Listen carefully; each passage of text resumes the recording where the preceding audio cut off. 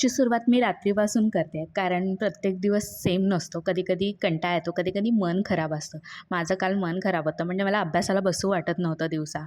मला माहिती होतं टार्गेट पूर्ण करायचं आहे, पण का माहिती मला ते बसावंसं वाटत नव्हतं.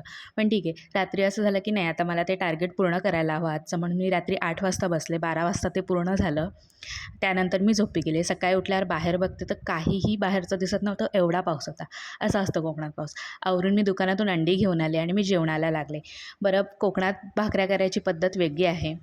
जशी मोदकाला उकड काढतो तशी आमच्याकडे पिठाला उकड काढतात आणि मग त्या पाण्यावर थापल्या जातात. तुमच्याकडे कशा करतात भाकऱ्या?